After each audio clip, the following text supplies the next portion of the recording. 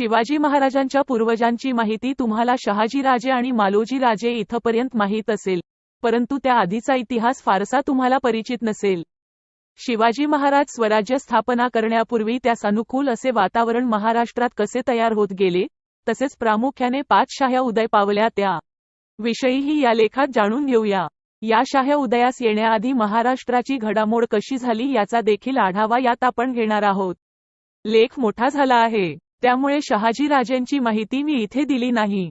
शहाजीराजांविषयी माहिती हवी असल्यास कमेंटमध्ये सांगा, मी माहिती संकलित करून उपलब्ध करून देईल. शिवाजी महाराजांचा जन्म भोसले कुळात झाला.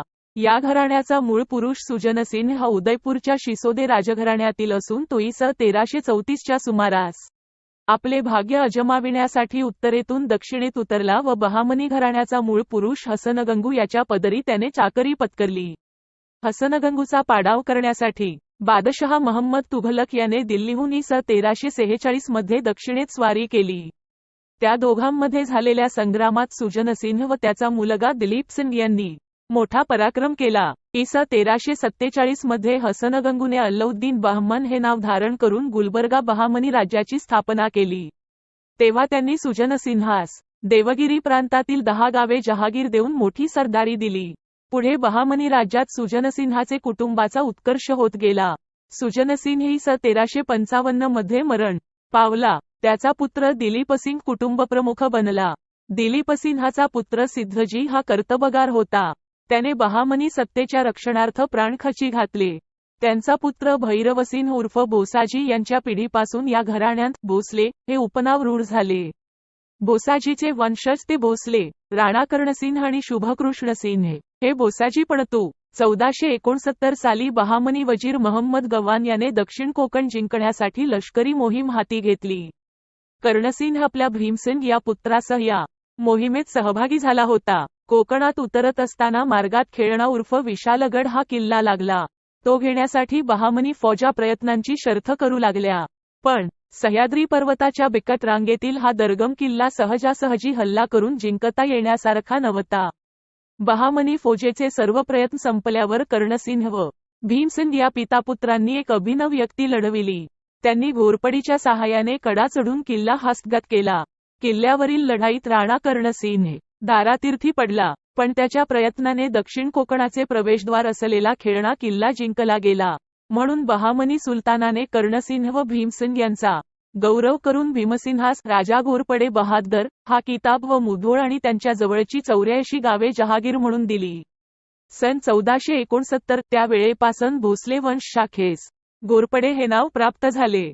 मुसलमानी सत्ता महाराष्ट्रात स्थिर झाल्यावर खिलजी, तुघलक, बहामनी यांच्या कारकिर्दीत हजारो मुसलमान दक्षिणेत आले. त्यात सुफी कलंदर, पीर, फकीर होते. राजाश्रयाच्या जोरांवर सुफींनी ठिकठिकाणी मठ, दर्ग, मशिदी यांची स्थापना केली. त्या काळात दाभोळ, चोल्ला उतरणाऱ्या प्रत्येक जहाजाबरोबर इराकी, इराणी, अरब आणि हबशी, मुत्सदी आणि औलिया दक्षिणेत उतरत. दिल्लीहून अशी स्पर्धा दक्षिणेत चालू होती. बहामनी सुलतानांनी इराण, पर्शिया, तुर्कस्थान, मध्य आशिया, अरबस्थान आणि अफगाणिस्तानातील मुसलमानांना आपल्या नोकरीत ठेवले होते. परिणामी दख्खनी व परदेशी यांच्यात सत्ता संघर्ष सुरू झाला. शिवाय बहुतेक दख्खनी सुन्नी पंथाचे असून बहुतेक परदेशी शियापंथी होते. बहामनी राज्याचा एक गाजलेला प्रधानमंत्री महम्मद गवान हा इराणी होता. त्याच्याही खून या संघर्षात पडला. बहामनी काळात अधिकाराच्या जागेवर एकाही हिंदूचे नाव आढळत नाही असे फारशीचे विद्वान इतिहास संशोधक सेतुमाधवराव पगडी सांगतात. या काळात राज्यकर्त्या मुस्लिम समाजाकडून हिंदूचा छळ होत होता. याचे मोठे भेदक चित्र शिवचरित्र साहित्यात प्रसिद्ध झालेल्या लेखात सापडते. ते राजवाड्यांनी रेखाटले आहे. ते लिहितात, हिंदू बाटवले गेले, देवळे मोडली गेली, देव फोडले गेले, बायका भ्रष्ट केल्या गेल्या, साधुसंत छळले गेले. देवळांच्या मशिदी झाल्या, पर्वत्यांचे पीर झाले, घाटाचे दर्गे बनले, राऊळाचे महल झाले. धर्म केवळ लोपून गेला अशी हैराण गत झाली. परकी राज्यसत्तेचा दुसरा परिणाम म्हणजे राज्यकर्त्यांची दखनची हिंदी भाषा, पेहराव, चालीरीती यांचा उर्दू फारशी लोकांवरील पगडा होय.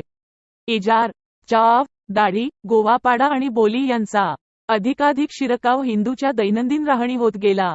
बहामनी काळात सुफी साधूंनी नाथपंथाला निष्प्रभ केले. पुढील मुस्लिम काळात महानुभाव पंथांची वाताहात झाली. नामदेवाच्या पश्चात वारकरी पंथालाही उतरती कळा लागली. 14व्या शतकातील ज्ञानेश्वर, जनार्दन स्वामी, एकनाथ, दासोपंत इत्यादींच्या कामगिरीने महाराष्ट्राच्या भ्रांत मनाला स्थिरता प्राप्त झाली.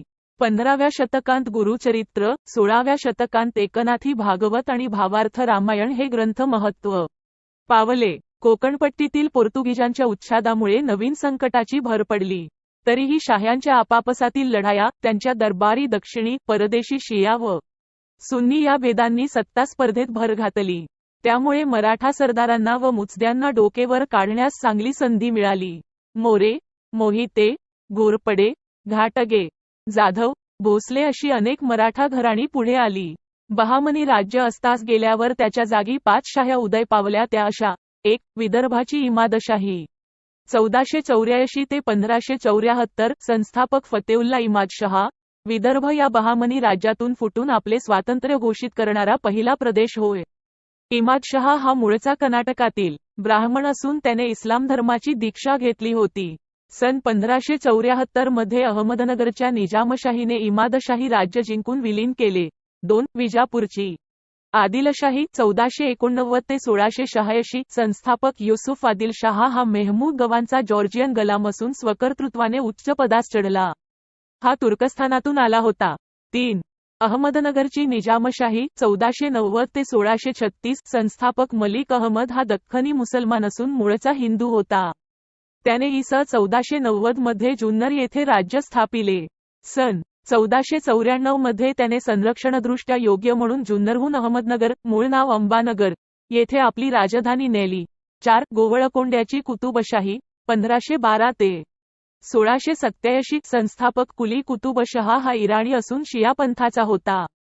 5. बिदारची बरीदशाही 1527 ते 1619, संस्थापक अमीर अली बरी हा जॉर्जियन होता. स 1619 मध्ये आदिलशहाने बिदर जिंकले. अहमद निजामशहाचा मुलगा बुऱ्हानशहा इ.स. 1578 मध्ये गादीवर बसला. त्याचा मुख्य प्रधान कंवरसेन हा ब्राह्मण गृहस्थ होता. त्यामुळे हिंदूंना शासकीय सेवेत येण्यास सुलभ झाले. शुभकृष्णाचे वंशज बाबाजी भोसले यांनी निजामशाहीची नोकरी पत्करली. त्यास निजामशाहीकडून परगणे पांडे, पेडगावची जहागिरी मिळाली होती. बाबाजींस मालोजी व विठोजी असे 2 पुत्र होते. मालोजी राजे इ.स. 1570 ते 71 च्या सुमारास जन्मले. मालोजींची पत्नी उमाबाई फलटणच्या निंबाळकरांची मुलगी. मालोजी वयात आल्यावर त्यांनी लष्करी कवायतीचे शिक्षण वडिलांकडून व सासऱ्याकडून घेतले. यावेळी नगरात निजाम मुर्तजा निजामशहा राज्य करीत होता. त्याने मालोजीस आपल्याकडे घेऊन शिलेदारी दिली. राजा ही पदवी, पंचहजारी मनसब व सैन्याच्या खर्चासाठी पुणे, सपे, चाकण, चौन्यांशी व इंदापूरची देशमुखी व कुटुंब ठेवण्यासाठी शिवनेरीचा किल्ला इ.स. 1590 च्या सुमारास बहुमानपूर्वक दिला. विजापूर सरदार दिलेरखान याने निजामशहाच्या ताब्यातील किल्ल्यांवर चाल केली. त्याप्रसंगी मालोजीने दिलेरखानास मागे हटवून निजामशाहीचे रक्षण केले. मालोजीच्या या पराक्रमाचा उल्लेख बृहदीश्वर शिलालेखात केलेला आहे. इ.स. 1593 मध्ये मालोजींना भूमिगत धन सापडले. त्यामुळे त्यांनी आपली जागा वाढविली, वेरूळच्या घृष्णेश्वराच्या मंदिराचा जीर्णोद्धार केला आणि शिखर शिंगणापूर डोंगराचे पायथ्याशी एक तलाव बांधला. पिण्याच्या पाण्याची सोय केली व रयतेचा दवा घेतला. अशा प्रकारे लोकहिताची अनेक कामे मालोजींनी केली. त्यामुळे त्यांची कीर्ती सर्वत्र पसरली. मुर्तजा निजामशहा अल्पवयीन असल्याने दरबारात मलिक अंबर व मियान राजू यांचे प्रस्थ वाढले व त्यांच्यामध्ये झगडा निर्माण झाला. इ.स. 1606 च्या अखेरीस मियान राजूने बंड केले. त्याचा बिमोड करीत असता इंदापूरच्या लढाईत मालोजींना मृत्यू आला, असे शिवभारत सांगतो. त्यानंतर विठोजीचा मृत्यू इ.स. 1612 च्या सुमारास झाला असावा. आपल्या आयुष्यात मालोजींनी पुणे, सुपे, चाकण, इंदापूर येथील देशमुखी मिळवली. आपल्या पराक्रमाने दौलत संपादन करून भोसले वंशाच्या भाग्योदयाची ध्वजा त्यांनी उभारली. मालोजीची मदत मलिक अंबरास विशेषत्वाने झाली. मालोजी राजे नंतर शहाजी राजे यांनी स्वराज्याचा पाया घालण्यास सुरावत केली आणि तेच काम शिवाजी महाराजांनी